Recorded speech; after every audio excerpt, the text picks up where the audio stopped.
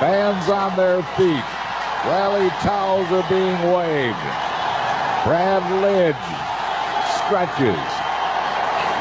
The 0-2 pitch. Swing and a miss. Struck him out. The Philadelphia Phillies are 2008 World Champions of Baseball. All right, now let's go. Now let's go to the Toms River Volkswagen Sports Hotline and welcome in to the locker room the 2008 World Champion from Philadelphia Phillies, Brad Lidge. Brad, welcome into the locker room.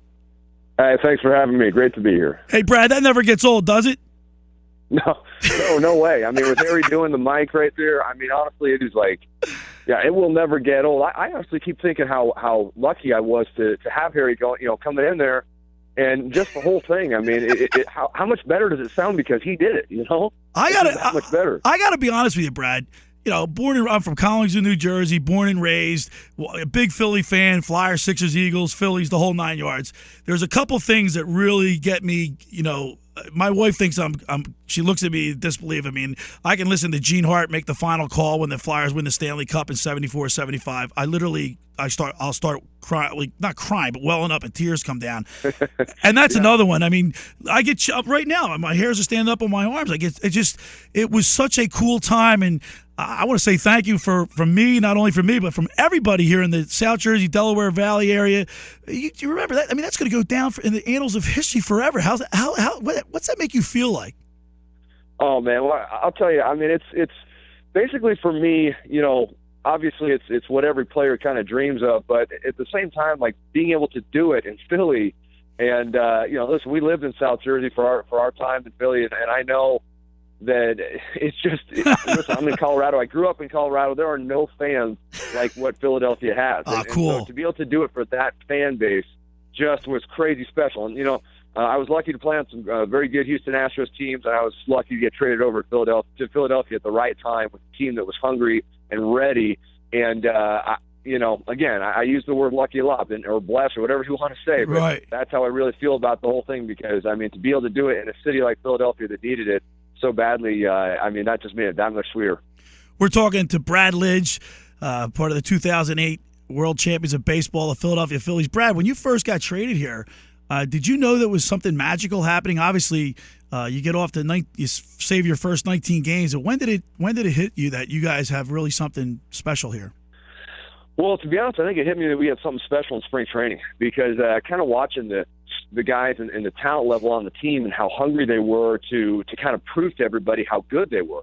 And when I came over, that was very apparent in spring training. So I think I kind of realized that, holy smokes, this team's going deep this year, and I need to make sure I get my part done for this team because I really did feel like it was going to be a special season. And then, of course, as the season started and just looking at the intimidation our lineup had on other pitchers coming in, especially the Citizens Bank where, you see those guys running out from the bullpen in the fifth inning, those long relievers from the other team, and they've got their heads down. That's the last place in the world they wanted to be, I'll tell you. So it was an incredible, kind of intimidation / great talent and a team really wanting to win, just all coming together. So I saw in spring training, but then as the season progressed more and more, it was like, man, this team, and especially how just on fire we got in the latter part of the season through the playoffs. Charlie Manning always said we could have kept playing another 3 months and I think we would have lost because we were on fire at that time. Hey, Brad, people don't realize, but Major League Baseball is a grind. I mean, you guys are at the ballpark every single day. When you do have your day off, it's not really a day off because you got charity events and things that the team puts on. I mean, explain to the people. And I'm not making. I know. Obviously, you're playing a game, but it's a grind, man. Well, it is a grind, and I think relative to other sports, and again, no one's complaining. We're very fortunate to be able to play Major League absolutely. Baseball, but just, relative to other sports, it really is, it's a cliche, but it really is a marathon because you're going to go 162 games. I guarantee you every Major League player who's ever played a season has gone through a point in the season that they're not happy about. So it's you have to just recognize that there's going to be stretches that aren't great, and there's going to be, times where the marathon kind of gets to you a little bit, but as long as you finish strong and you put yourself in a good position at the end of the season, you got a chance in baseball.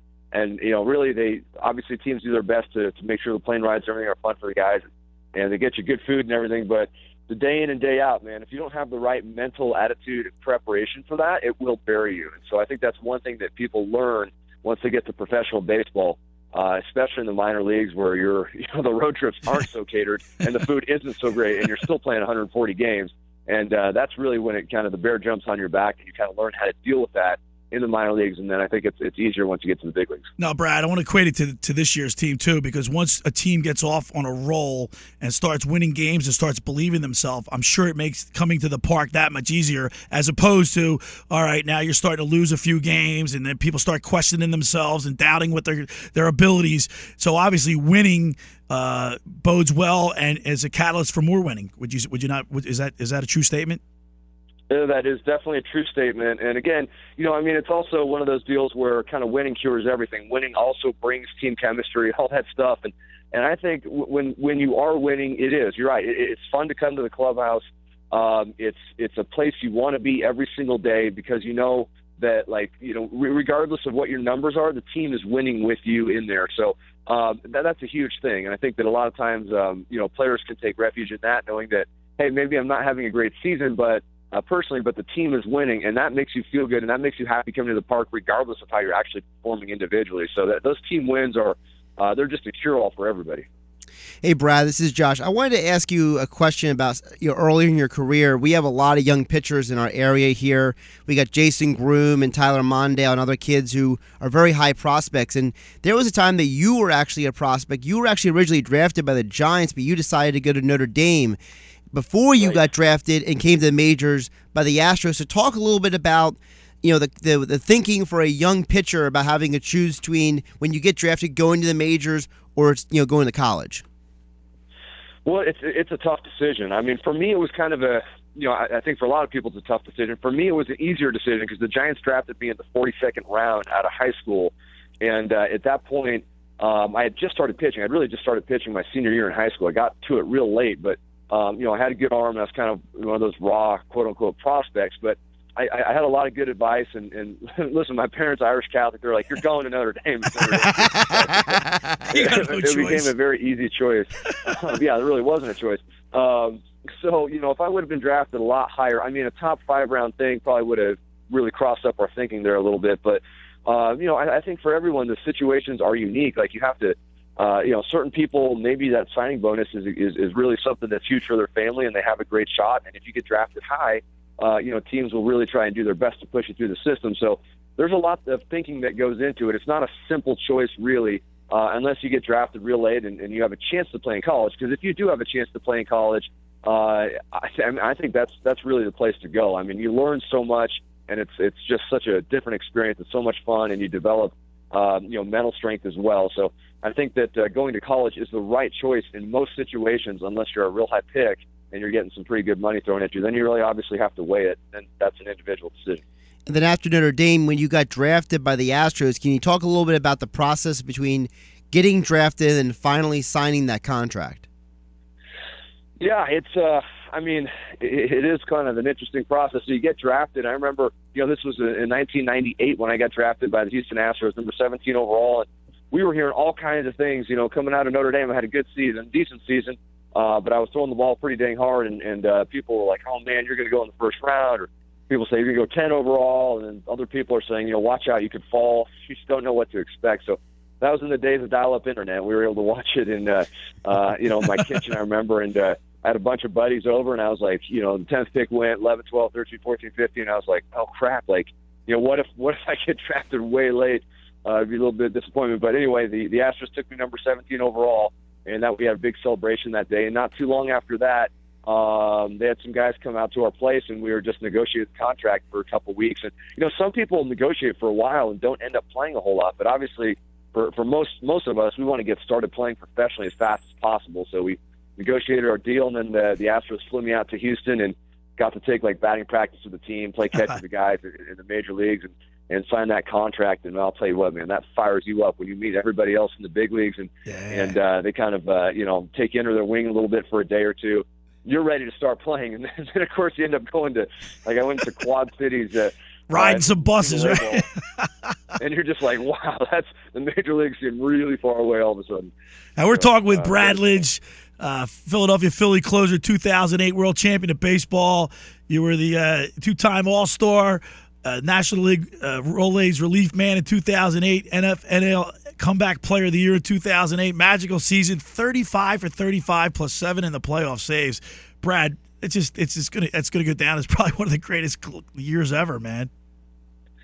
And again, just I always tell people, like, you obviously, like, for me, I had confidence command that year like I've never had before in my life, but also great defense. And if it wasn't for that great defense, Shane Victorino throwing out a guy at home plate, Chase and Jimmy rolling the double play to clinch the NL East for us. So, I mean, there was you got to have great defense. You got to have guys behind you. And I don't care, what type of pitcher you are. At some point, you're going to have to rely on your defense. And man, what a solid defensive effort I had behind me the whole year. Now let's talk about. Have you been get an opportunity to watch the 2016 Phillies, and their bullpen has been pitching really outstanding baseball, especially Genmar Gomez and Hector Neris. These two guys are really pitching well. It's contagious, I guess. These guys have good stuff. Brad, what do you see from these guys? Oh, I mean, absolutely, and David Hernandez too. Once he kind of figure out what role he needs to be in, but I think for me, just watching Gomez, really, he's a pitcher, man. He's a pitcher who's closing, and his stuff's kind of underrated, I think. And Neris has been outstanding. It really is a thing when you're in the bullpen where your confidence kind of allows you to get out there night after night. If you're doing well and you get on a roll, you feel confident and your ability takes over. And I think a lot of times at the beginning of the season when you have a lot of unexperienced guys, somebody hopefully will rise to the top, which obviously Genmar's done. But, at the same time, you have to start getting on a roll so that you can let your skills take over. Because when you're young in the game, you don't really know, what you're going to get out there a lot of times. Once you get on a roll, though, you can start to relax and realize that your skill level is good enough that you can just go out there and pitch. And it's been a huge effort by them so far. Because, look, I mean, I have to be honest. I was looking at that bullpen in spring training, and I was like, I don't know. It's going to be tough. But they've really done an outstanding job settling in. And like you guys said, they're on a roll, and I think that just gives them more and more confidence and gives them the ability to get out there and not worry about results and just pitch. Brad, would you say it's more obviously it's more difficult as the year progresses? People have film now; they check, obviously the second and third time around. Is that will be the hardest thing for him to overcome? Well, yeah. I mean, are you talking about in terms of the bullpen guys? Yeah, the bullpen. Yeah, I think it will be. I mean, there's no doubt about it. Once you've been around the league a little bit, the league makes an adjustment to you, and you'll have to figure out a way to make an adjustment back to the league. Guys will study you, especially when you're in that closing role, because look, I mean, basically hitters are going in there, and despite them maybe saying they study everybody, they spend a lot of time studying the starters, and then they spend a lot of time studying the closer because it's a lot more fun to hit that walk-off home run in the ninth inning than in the seventh inning. So. They study everybody, but I think that will certainly be one thing that will be challenging for the Phillies bullpen and the Phillies in general in 2016 is that they're not going to surprise anybody or they're not going to sneak up on as many people in the second half of the season. They're going to be, people will be better prepared for them. So it'll be up to them to kind of make that adjustment when for example, those hitters are giving them better at bats out of when we're bringing in the bullpen guys and even against the starters as well. So. The Phillies will have to keep playing at a high level in order to maintain this success because they will get scouted more. They will have people watching more videotape on them. That's for sure. Well, I'll tell you what, Brad, it's a lot of fun watching them again. We have some hope now in Philadelphia since you left, and I'll tell you what, I want to thank you so much for taking time to call in and walking down memory lane a little bit and giving your insight on the 2016 Phillies. I really appreciate it, man. Hey, man, it's my pleasure. It's always great to hear that. It's like a cup of coffee for me in the morning. So appreciate it, boys.